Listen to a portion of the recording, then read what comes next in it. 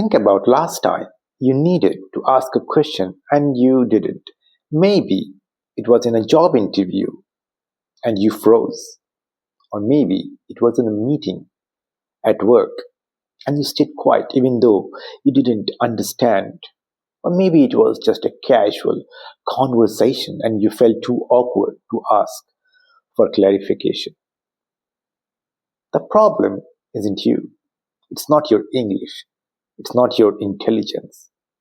The problem is that nobody ever taught you how to ask a question confidently. Most people wing it. They mumble. They add and They end statements as if they are questions, hoping someone will understand. And that kills your credibility before you even finished speaking. Someone says could you maybe help me, if that's okay. But here's the beautiful part. I'm about to change that for you today. By the end of this video, you will have a toolkit of 8 phrases that work in literally any scenario. Job interviews, client calls, casual hangouts with friends, asking for directions, all of it. And the best part, these aren't some complicated grammar rules. They are simple, natural, and they make you sound like someone who was literally born speaking this way. So are you ready? Now, the first phrase. Could you help me understand? This one is my personal favorite because it works everywhere. When do you use it? When you need clarification on something someone just explained. It could be in a meeting, during a presentation, or one-on-one. And why does it work? Because it does 2 things at once.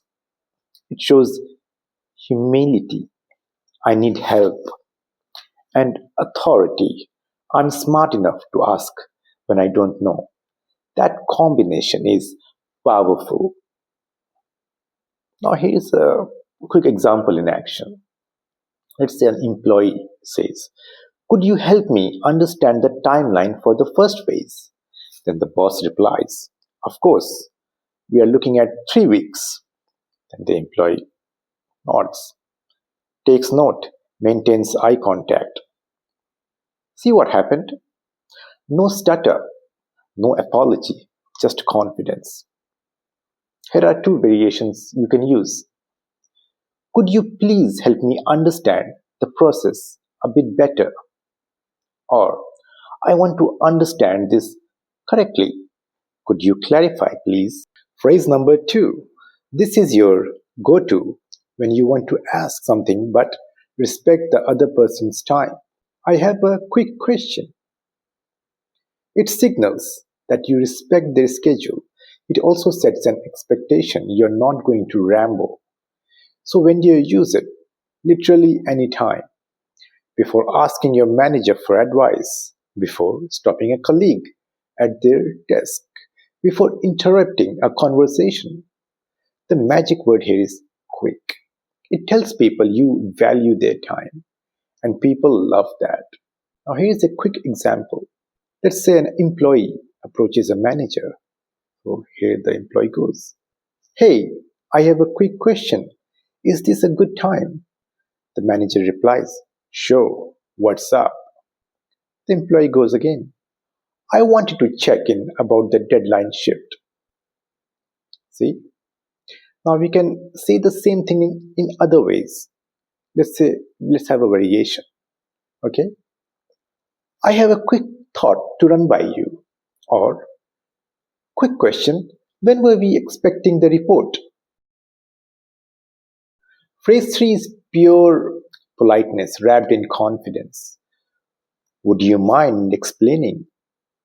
This one is especially powerful in professional settings or when you are speaking to someone senior. It's formal without being stiff. It shows respect and that you are comfortable speaking to people at any level. Use it when you need a more thorough explanation or when the situation feels slightly more formal. Watch this. The presenter is asking a partner, would you mind explaining your pricing structure? I want to make sure I understand all the components. The vendor replies, of course, here's how we have structured it. Notice how professional that sounds? Here are some more variations. Would you mind walking me through that?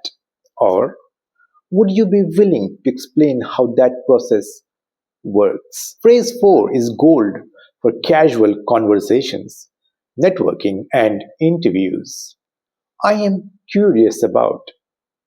This phrase makes you sound genuinely interested. It's not demanding, it's not desperate, it's just curious. And curious people are interesting. Use this when you want to dig deeper into someone's experience, opinion, or idea. It works in coffee chats, networking events, or even job interviews. Here's why it works. It shows intellectual engagement.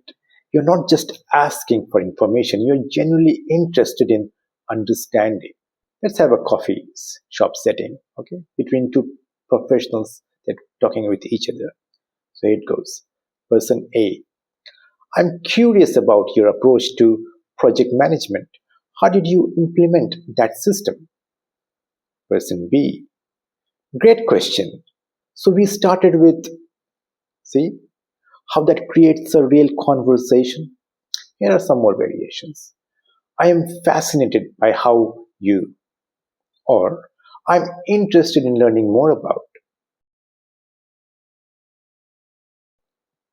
Phrase 5 is your permission seeking classic. Can I ask you something? This one is simple but so effective. It signals that you are about to ask something that matters to you. It gives the other person a chance to say yes before you dive in. Use it when you have a more personal question or when you are pivoting to a new topic. It's respectful and it creates a micro moment of connection. The psychology here, you are giving someone agency. They feel respected. Let's look at an example. Let's say a casual environment. Okay, so we have person A. He says, can I ask you something? How did you transition into this role? Person B. Oh, of course. So it happened when? That feels natural and respectful. Here are some more variations. Can I ask for your opinion on something? Or can I pick your brain for a second? Phrase 6 is my favorite. For when you are not 100% sure you understood correctly. Just to clarify, this phrase lets you double check information without sounding confused or less than. It's professional. It shows you are paying attention and it prevents misunderstandings. Use it after meetings, presentations, or even someone gives you instructions. The magic word is just. It makes the clarification feel casual and necessary, not like you weren't listening. Now, here's a meeting example. The employee goes, just to clarify, the deadline is end of day Friday, and I should send that draft to both you and Sarah, right? Manager goes, exactly, you got it. See, no confusion, no wasted time. Here are a couple of more variations. Just to make sure I have this right, or just to confirm you mean.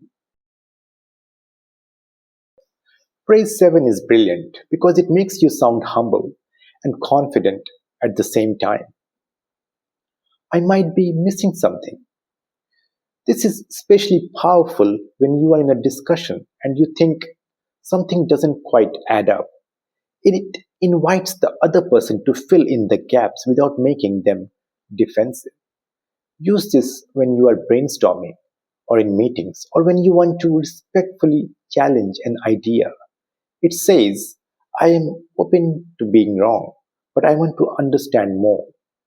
That's a sign of true confidence. Let's take an example from a brainstorming session. One colleague says to the other, I might be missing something, but how does this approach account for the budget constraints we discussed? The second colleague replies, good catch. Here's how we factored that in. That's how you challenge ideas gracefully. Some variations for this.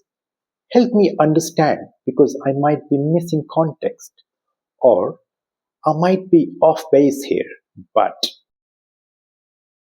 And finally, phrase 8. This one is your casual friendly go to. Help me out.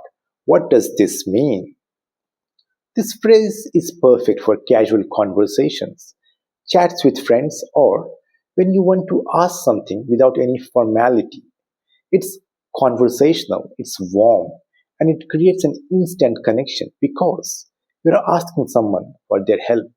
Use it with peers, in casual settings, or when you want to keep things light. The tone shifts the entire dynamic. Suddenly, you are collaborators. Let's take an example, a casual environment where a friend asks the other, help me out. What does that term mean in that context? And the friend goes, oh, yeah, so basically, see, it's easy, natural, connected. Let's look at some variations. Can you help me out with this? Or, what's the deal with that phrase?